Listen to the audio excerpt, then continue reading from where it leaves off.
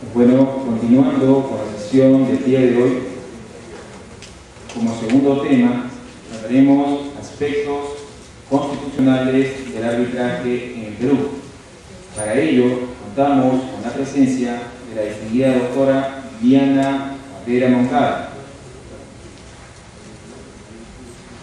quien es abogada con experiencia como funcionaria en diferentes instituciones públicas y privadas, con experiencia en gestión pública y gerencia política, contrataciones del Estado, derecho corporativo, empresarial, laboral y administrativo.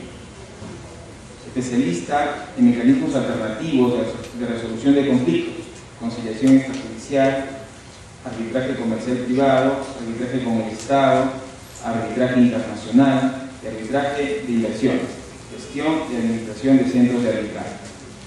Asesora en gestión de recursos humanos, interpretación de estados financieros, manejo de indicadores de gestión y atención directa con las personas. Con vocación por la docencia, la doctora y además para la investigación, consultora y conferencista en temas de gestión pública, contrataciones del Estado y mecanismos alternativos de resolución de conflictos.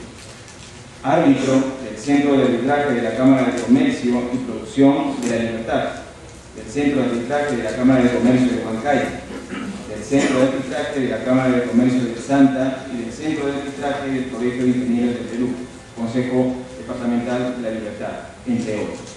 Recibamos pues con un fuerte aplauso a la doctora Viviana Carolina Moncada.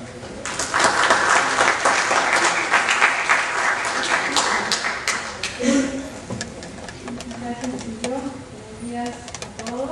Es un gusto para mí estar ahora con ustedes y vamos a compartir un tema que es muy controversial y que de repente ha tenido un poco el avance que tenía el arbitraje en Perú. Vamos a ver aspectos constitucionales del arbitraje en Perú. El marco constitucional de la jurisdicción arbitral, como primer punto, tendríamos que decir que a finales del siglo XX, la regulación del arbitraje, este ha sido concebido como un proceso expeditivo y efectivo debido a su diseño dinámico flexible. ¿Qué quiere decir esto? Que, como bien saben ustedes, y ya lo deben haber visto en sesiones pasadas, el arbitraje es prácticamente la concepción de la manifestación de la voluntad de las partes.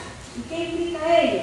Que el arbitraje se acomode a cada caso en particular, a lo que desean las partes. Las partes van a decidir cómo llevar su proceso arbitral, van a decidir plazos, van a decidir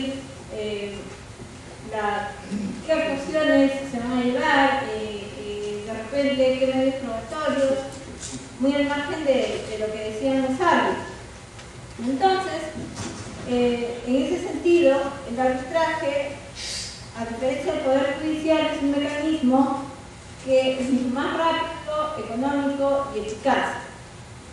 En el Perú, el arbitraje está regulado en la Constitución del 93, en los artículos 139.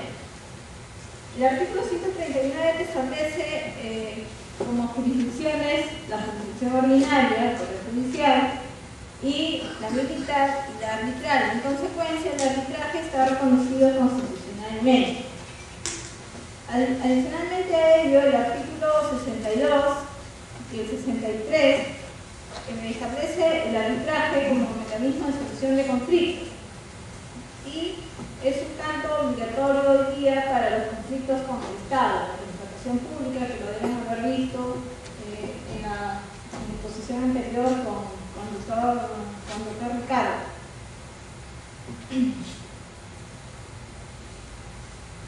Si vemos la naturaleza y características de la jurisdicción arbitral, tendríamos que decir que en la jurisdicción ordinaria existen dos principios. El principio de unidad, que implica que corresponde al Poder Judicial el abocamiento único y singular del estudio y solución de diversos conflictos jurídicos, y el principio de exclusividad, que es el que prohíbe al legislador que atribuya potestad jurisdiccional a órganos no conformantes del Poder Judicial. Y prescribe también que no existe ni puede establecerse jurisdicción alguna independiente con excepción de la arbitral y la militar. Si partimos de ese supuesto, ¿qué nos explicaría?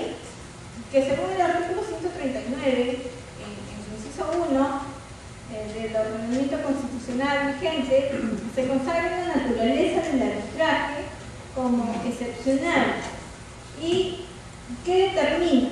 Que también exista la facultad de elegir entre recurrir a un órgano jurisdiccional, es decir, un poder judicial, para demandar justicia, pero también cada uno de nosotros, los usuarios, ciudadanos, podemos elegir una jurisdicción privada.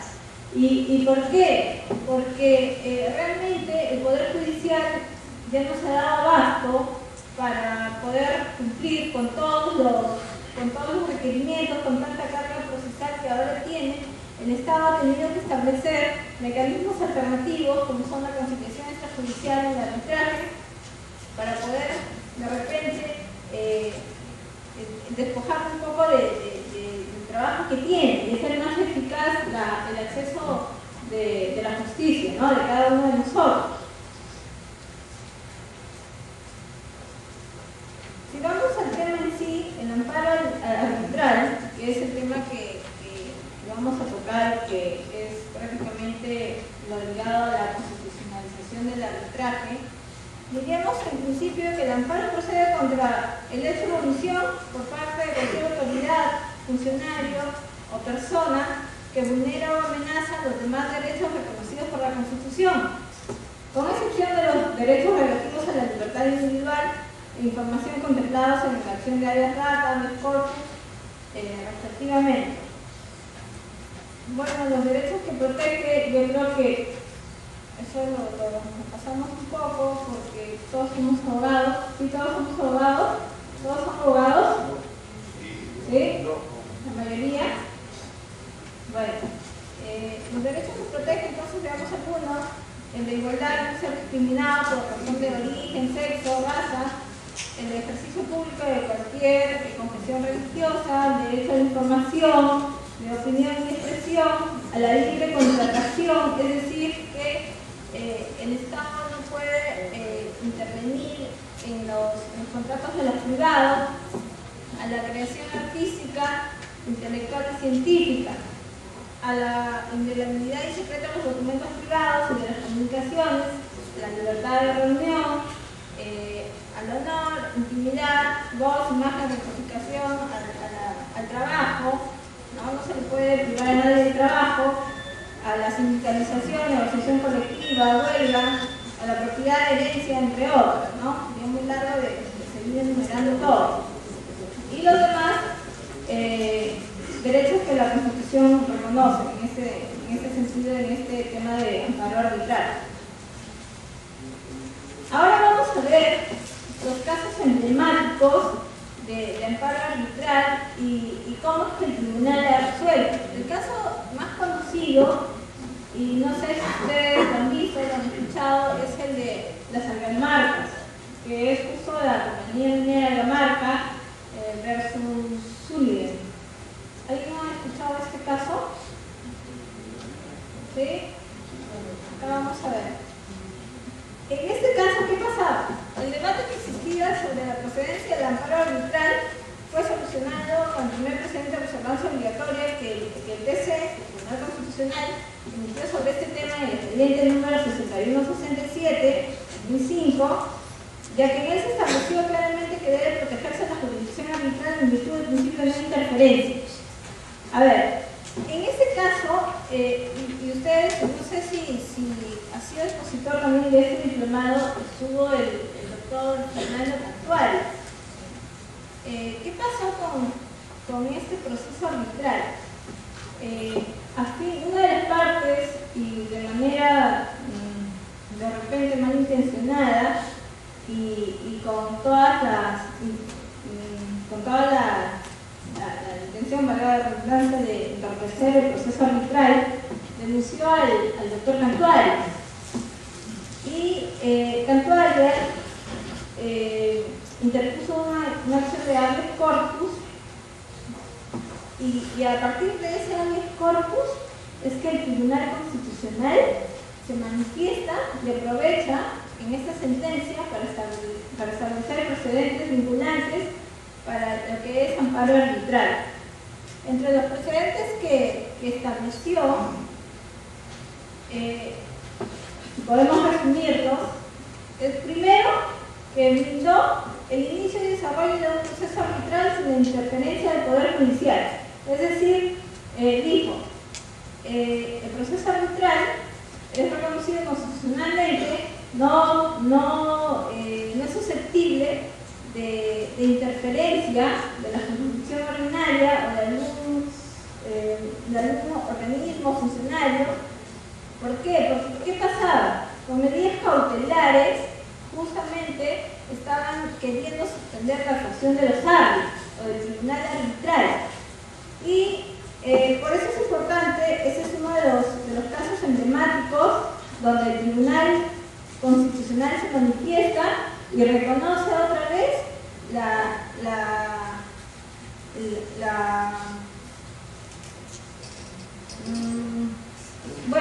que el arbitraje, la independencia del arbitraje en sí. ¿Por qué? Porque ¿qué pasaba? Las acciones de amparo que se interponían para laudos arbitrales, para anular laudos arbitrales, ya eran demasiadas. Y los tribunales, el Tribunal Constitucional estaba que las admitía. Y entonces, el otro punto, y que se estableció en la precedencia obligatoria también, es que reitera la plena vigencia del principio competence. ¿Qué es el competence? Es lo que hemos visto y ya han visto, según el artículo 41 de la Ley de Arbitraje. Quiere decir que el tribunal es el único competente para decidir sobre su propia competencia, incluso sobre las excepciones u objeciones al arbitraje relativas a la inexistencia, nulidad, anularidad, invalidez o ineficacia del convenio arbitral, o por no estar apartado del arbitraje para resolver la materia controvertida o cualquiera otras cuya estimación impida entrar en el fondo de la controversia. Se encuentran comprendidas en este ámbito las excepciones por prescripción, caducidad, cosa juzgada y cualquier otra que tenga por objeto impedir la continuación de las actuaciones arbitrales. ¿Qué es el competence? Son mecanismos que brindan al arbitraje. El otro principio que ustedes deben haber visto es el principio de no interferencia. ¿Quién me dice que es el principio de no interferencia? A ver. ¿Alguien que haya visto el principio de no interferencia o el de separabilidad? Eso lo han visto dentro de mecanismos de protección al convenio arbitral. ¿Nadie? Bueno. En las decisiones del tribunal, nadie puede ni tiene el poder judicial. El tribunal se rige por sus propias normas, por sus propios acuerdos. El poder judicial e intervenir sobre la actividad post laudo puede decidir sobre las cuestiones formales, más no sobre el fondo. Así es. ¿Y qué pasa con el principio de separabilidad? El de separabilidad es el principio que dice, que establece que a pesar de que el contrato que contiene la cláusula arbitral o el convenio arbitral sea declarado nulo, esta cláusula subsiste. ¿Y por qué se hace ello? A fin de que ninguna de las partes pueda salirse de la jurisdicción arbitral, ¿no? O pueda de repente entorpecer el proceso que ya está en curso. Entonces, ¿cuál fue la iniciativa, la naturaleza, la intención del legislador?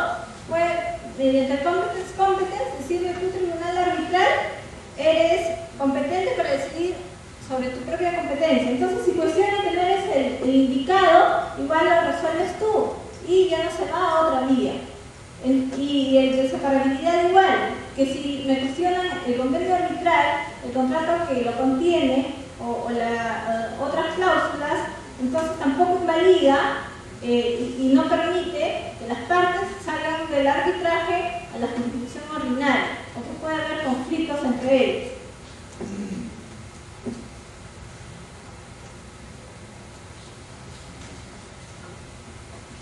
Y seguimos con el caso Algamarcas. El otro precedente que se estableció acá, y que es importante, es que el cauce natural de impugnación de un laudo era el recurso de anulación. Es decir, no tenían por qué ir al amparo directamente si es que no se había agotado el recurso de anulación del laudo. ¿Por qué? Porque ¿qué implica? De repente, vulneración de los derechos de la otra parte también. ¿Por qué? Porque para eso está establecido en la ley de arbitraje que cualquier impugnación del laudo tendría que ser a través del recurso de anulación o anulabilidad.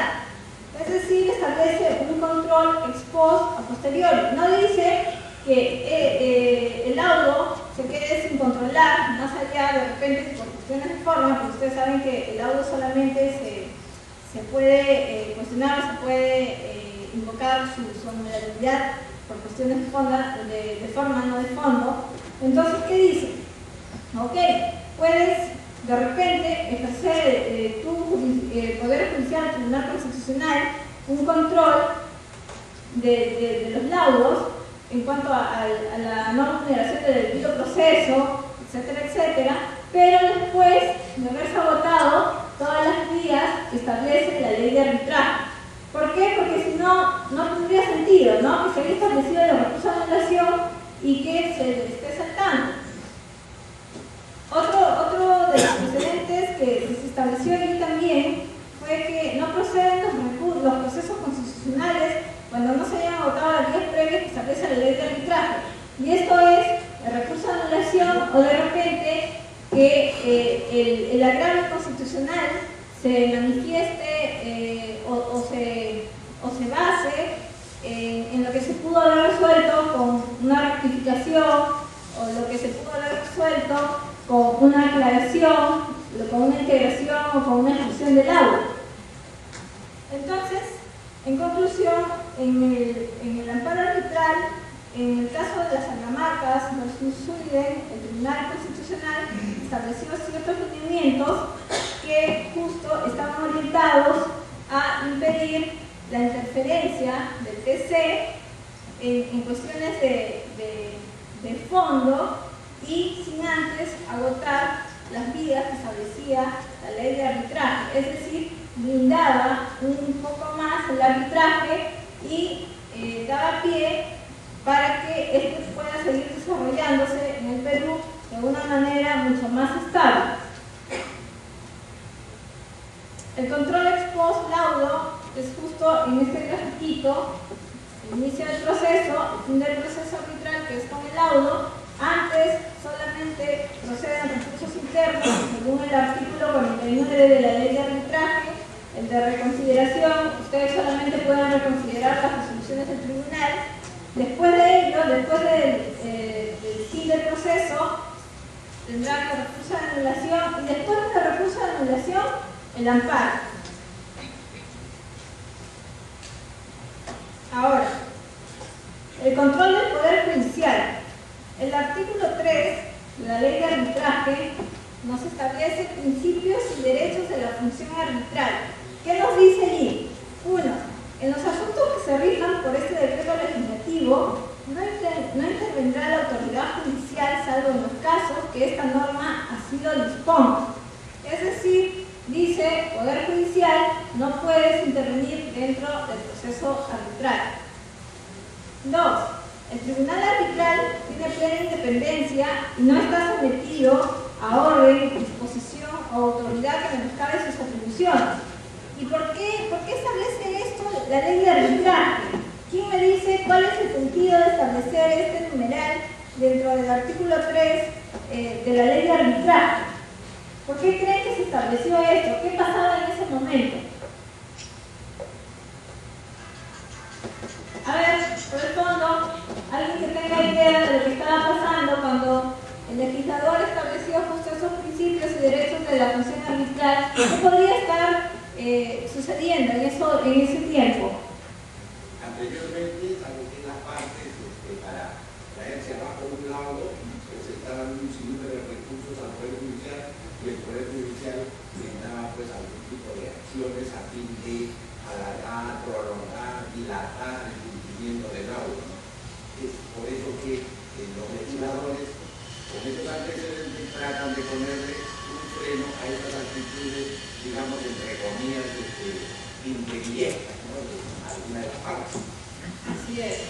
Así es, se interponían medidas cautelares.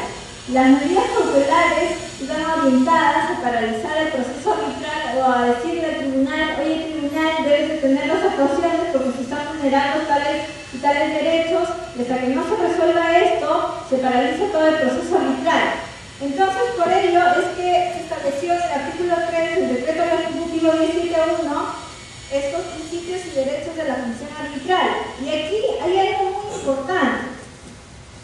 El numeral 3 establece que el tribunal arbitral tiene plenas atribuciones para iniciar y continuar con el trámite de las actuaciones arbitrales, decidir acerca de su propia competencia y dictar el laudo. Un poco lo que dice el competence, y el último que les decía establece que ninguna actuación ni mandato fuera de las acciones arbitrales podrá dejar sin efecto las decisiones del tribunal arbitral, a excepción del control judicial posterior mediante el recurso de anulación del laudo contemplado en este decreto legislativo.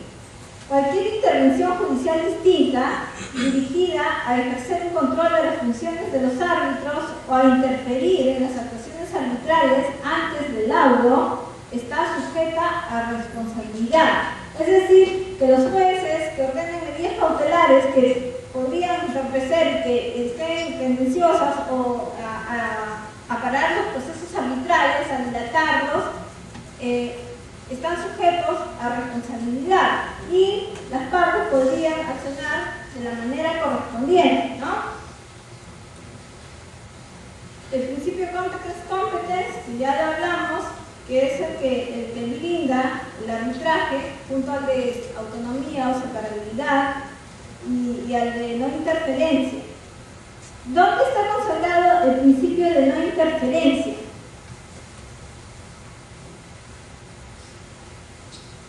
A ver,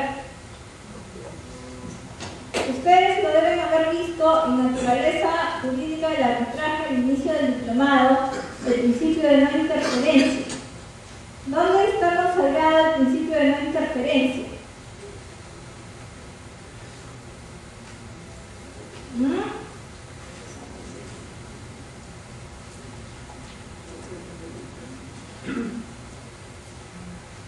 ¿Dónde?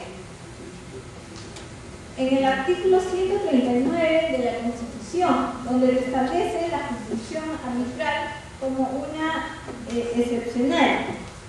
¿Ya? Y por lo tanto es una independiente que no permite interferencia de la judicial o la militar, ¿no? Ahora, hay otro caso emblemático, que es el caso María Julia. Y el caso María Julia, aquí se estableció que el recurso de anulación es un mecanismo corrector absolutamente excepcional, sujetos a supuestos excepcionales que señalan la sentencia. Los considerandos vinculantes son los 20, 21 y 26. Y ahora vamos a leer un poco de este caso, que es importante. El considerando 20 de los incisos A al F regula la improcedencia del amparo arbitral y destaca la exclusividad de recurso de anulación como vía impugnatoria de los laudos. Vamos a ver el caso de María Julia.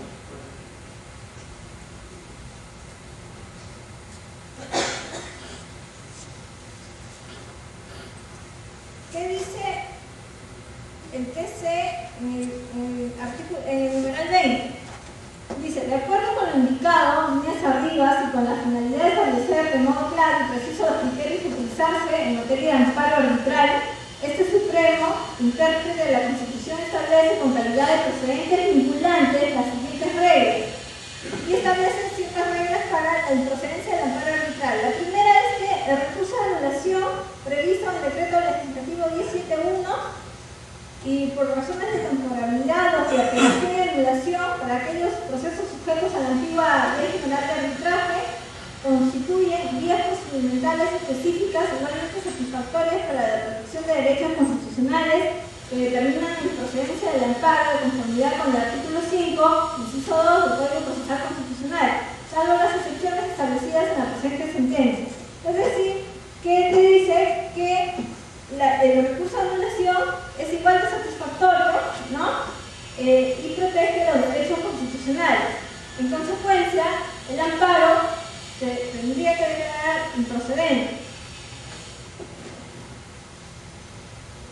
El otro precedente o el otro supuesto de improcedencia de amparo arbitral es lo establecido en el artículo 63 del 10.1, que dice que no procede amparo para la protección de derechos constitucionales, aun cuando estos constituyan parte del debido proceso o de la tutela procesal efectiva. La misma regla rige para los casos en que sea aplicación la ley antigua de arbitraje, la ley general de arbitraje, ¿y a qué se refiere acá? ¿Qué dice el artículo 63, inciso B? ¿Alguien tiene la ley de arbitraje? ¿La ley de arbitraje alguien la tiene? Sí. A ver, por favor, puede leer el artículo 63, inciso B. Artículo 63, inciso B. Causales de anulación.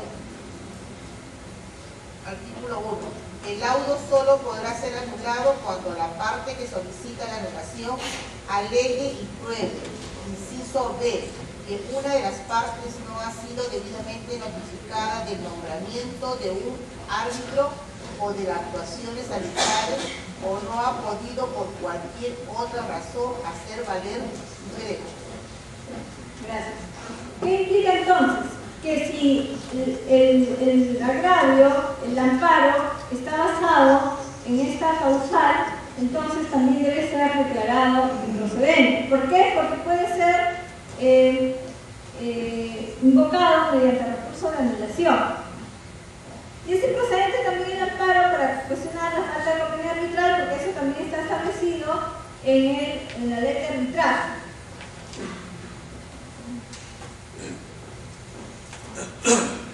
Otro de las cosas importantes del caso María Julia es el considerando 21, que regula cuando no hay procedencia del amparo arbitral. Y en ese sentido, vamos a leer el considerando 21.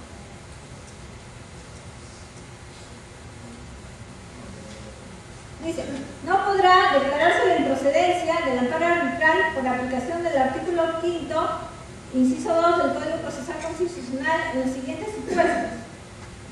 Cuando se invoca la vulneración directa o frontal de los procedentes vinculantes establecidos por el Tribunal Constitucional. Es decir, si algún laudo está fuera de lo establecido de los procedentes obligatorios que dicta el Tribunal Arbitral, entonces ahí sí procede la acción de amparo. Ese es el primer supuesto.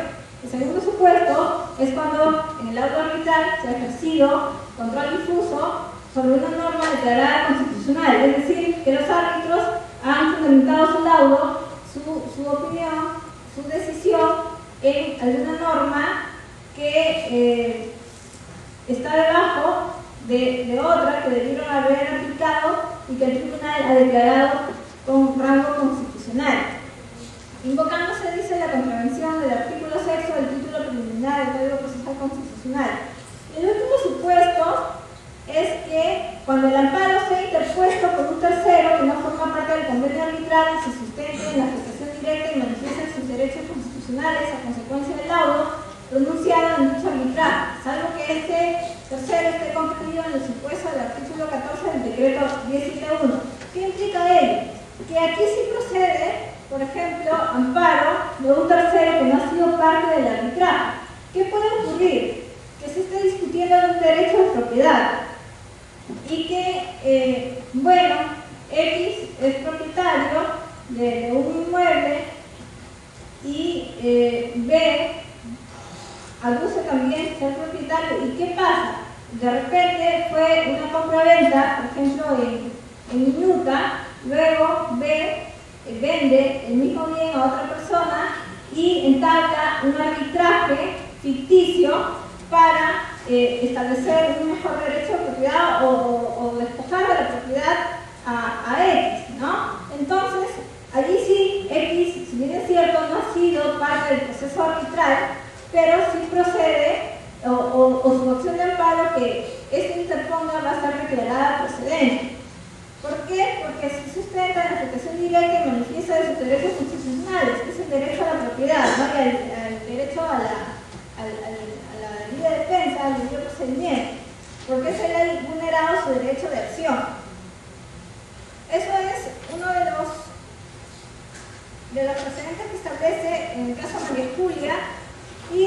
El considerando 26, que ha sido discutido recientemente en el último Congreso de Arbitraje que ha habido acá en Lima, que hace precisiones sobre el control difuso. ¿Qué establece sobre el control difuso? Que los árbitros pueden ahora ejercitar o hacer control difuso de las normas. ¿Qué implica? Que los árbitros hagan control difuso.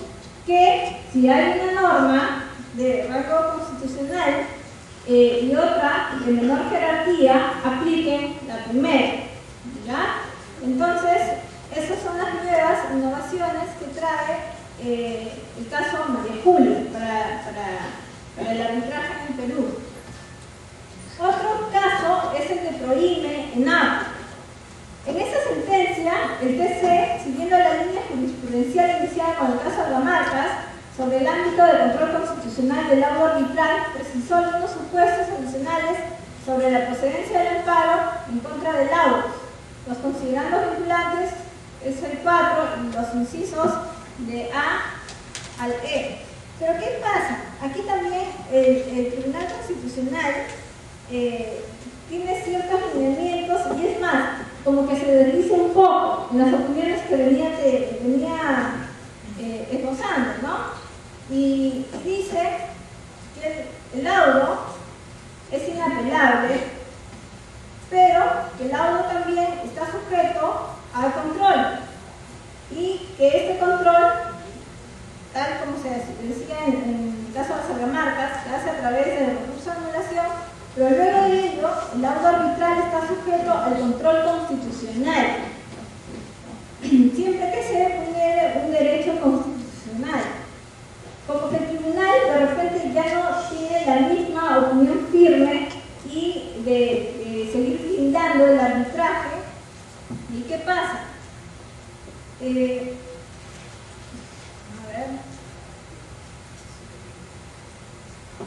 Establece 5 reglas para cuando éste conozca amparo contra laudos arbitrales, debería pronunciarse en ese sentido. Dice, el amparo resulta improcedente cuando se cuestiona actuaciones previas a la expedición del laudo. En tales casos se deberá esperar la culminación del proceso. Es lo más lógico. Allí un punto más para el arbitraje. 2. Dice que aún habiendo culminado el proceso arbitral, el amparo será improcedente cuando no se agote la vía previa de ser pertinente la interposición de los recursos de apelación o anulación, según los casos que se llevaban con la antigua ley de arbitraje. Y 3. Que el amparo resulta improcedente cuando se cuestiona la interpretación realizada por el tribunal arbitral respecto a normas legales, siempre que de tales interpretaciones no se desprenda un agravio manifiesto a la tutela profesional o al debido proceso. Es decir, allí ya le está dando una puerta para que, en este caso, el mismo TC pueda de repente entrar a interferir en el arbitraje. Y en ese sentido, hay otro caso que es el de Ibesur, que es justo el caso de la Cámara de Comercio de Lima, donde el tribunal tuvo de repente un pronunciamiento muy arraigado, muy fuera de foco. ¿Por qué? Porque se cuestionaba la designación de árbitros, que la designación no había sido de todo imparcial, porque uno de los que conformaban el Consejo Superior de Arbitraje tenía cierto vínculo con el árbitro designado para ese caso. Y el tribunal, en lugar de repente de enfocarse en lo que era en sí la recusación, si tenía impedimento o no tenía impedimento el árbitro, se enfocó en cuestiones ya más de fondo, que era una decisión de un órgano, como es el Consejo Superior de Arbitraje, y cuando el laudo incluso se estaba ejecutando, y se estaba ejecutando en otro país. Entonces, esta interferencia del TC de repente fue muy caótica, porque no fue un caso pequeño, fue un caso de millones, y se tuvo que suspender.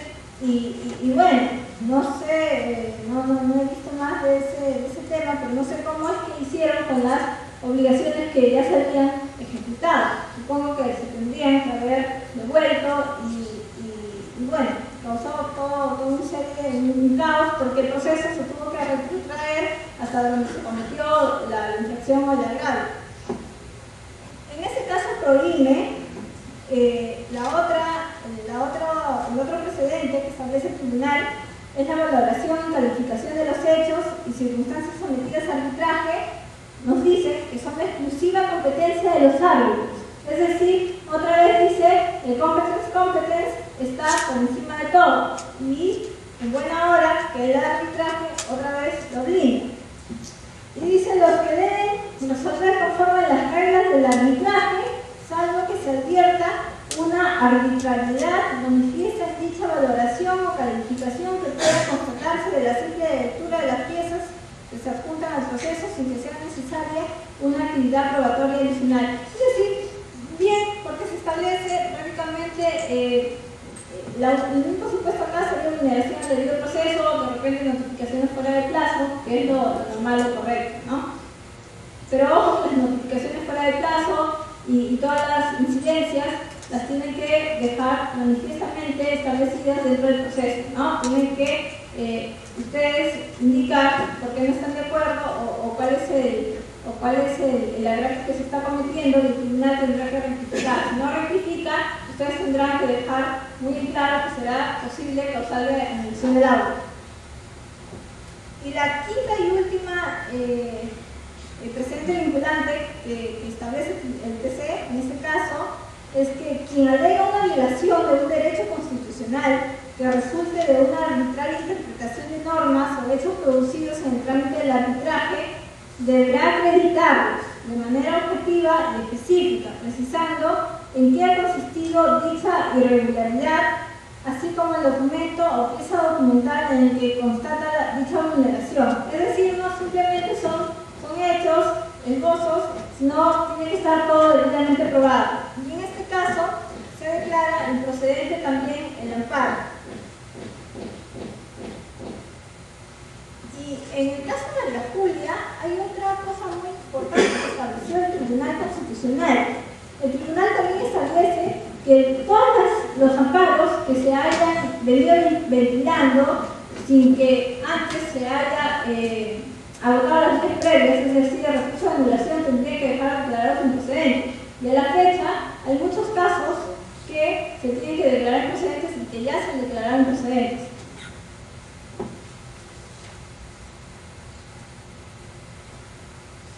Bueno, si vemos jurisprudencia latinoamericana, estas diapositivas van a quedar con ustedes, supongo les van a pasar en un CD para que luego revisen más a fondo. En el caso de Argentina, en el caso de Otgen con NIM, un juez de primera instancia ordenó la ejecución de un laudo parcial sobre cosas y costos de un arbitraje, pero en aplicación del artículo 518 del Código Procesal Civil argentino, se apeló a la decisión del juez. La Corte de Apelación de Buenos Aires denegó la ejecución, puesto que encontró que esta atentaba contra el orden público argentino, dado que encontraba desproporción entre el monto ordenado a pagar y la pretensión principal y en orden a que esto vulneraría el derecho constitucional de acceso a la justicia protegido por la Constitución argentina. Otro caso es el de Cartelón, Construcciones Civiles versus Hidronor, que es, el tribunal también allí interfiere en la anulación del laudo porque basándose en una opinión de ultrapetita, dice que el tribunal se manifestó más allá de lo que se estaba pidiendo. Igual ocurrió con Eriday, con Iberzeta. Y la corriente doctrinaria argentina es la de anular laudos y con el mismo criterio. Las conclusiones a las que podemos llegar, en principio que el amparo, según los precedentes que establecido el Tribunal Constitucional, sí será un control ex post a los mecanismos de impugnación recogidos en el Decreto Legislativo 1071. Segundo, que se ha reconocido expresamente la facultad de los árbitros de aplicar control difuso. Eso es lo nuevo que ha salido del arbitraje, el mismo que debe ser cuidadosamente empleado, puesto que podría también cometerse alguna arbitrariedad en contra de alguna norma legal o reglamentario expreso. Y la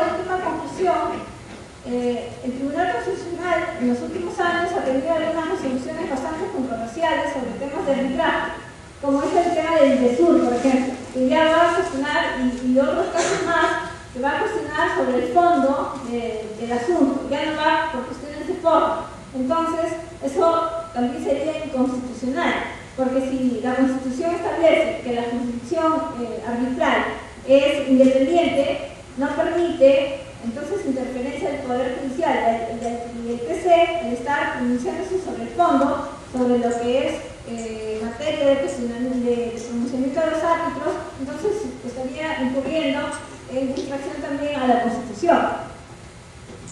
Y dice, lo cual amenazaba la autonomía del arbitraje y la solidez con que ese se viene desarrollando en el país. Así es, porque el arbitraje va avanzando muy bien, a paso firme, pero estas intervenciones del TC hacen que de repente el arbitraje empiece a tambalear, ya no sea tan seguro, ya no sea ya no tenga la credibilidad. ¿Por qué? Porque ¿qué pasa si yo tengo un laudo arbitral, un proceso arbitral me dura en promedio de 6 a 9 meses, y esperaba 9 meses, luego dicen anulación del laudo, luego hay un amparo, el amparo resulta procedente, me traen abajo todas las actuaciones, todo el proceso, y tengo que volver a iniciar otro proceso arbitral. Entonces, ¿qué va a pasar? Que la gente, los usuarios, digan, oye, mejor me resulta ir al Poder Judicial. ¿Por qué? Porque sí, me voy a demorar, son 9, 10 meses, son 20 meses, 2 años, de repente se resuelve en primera instancia, o 3 años, pero a las finales en el Poder Judicial sí voy a hallar una solución y definitiva. Entonces, estas cosas, estas intervenciones del Tribunal Constitucional hacen que el arbitraje de repente empiece a tambalear un poco. Y eso es lo que no se quiere, porque el arbitraje es muy eficaz a la fecha en la solución de las controversias, sobre todo con el Estado. Imagínense las controversias con el Estado en el Poder Judicial. Sería imposible por el tiempo que toma, ¿no? Inclusive una cuestión en la jurisdicción ordinaria, y las obras estarían paralizadas, ¿no? Sería todo un caos. Y la otra conclusión es que el TC debería seguir los lineamientos. No te escucha.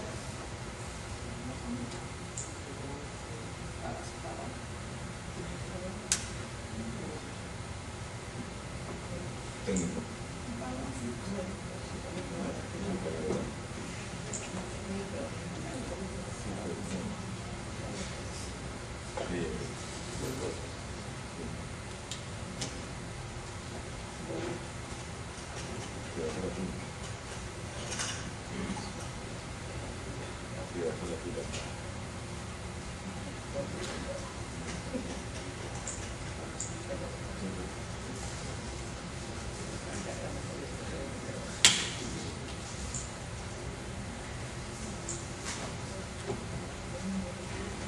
La última conclusión es que el Tribunal Constitucional debería seguir los lineamientos que con sentencias, como en el caso de la marca, Sullivan, entre otros, a fin de resguardar el debido proceso y el respeto que el arbitraje se merece como jurisdicción reconocida por nuestra Constitución. De otra manera, el arbitraje poco a poco va a ir desapareciendo, y sería una pena porque, ya les dije, el arbitraje, las ventajas que tiene es que es flexible, económico y eficaz. Bueno, eso es todo. Muchas gracias. ¿Alguna pregunta? Nada. No.